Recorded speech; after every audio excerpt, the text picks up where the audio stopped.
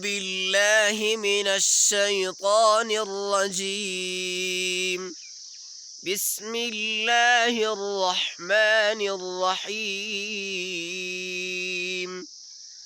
يا بني أقم الصلاة وأمر بالمعروف وانه عن المنكر واصبر على ما أصابك إن ذلك من عزم الأمور.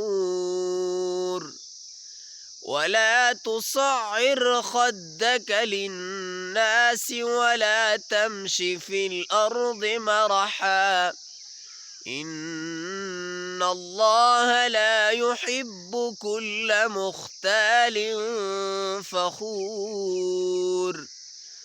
واقصد في مشيك واغضض من صوتك إن أنكر الأصوات لصوت الحمير. صدق الله العظيم.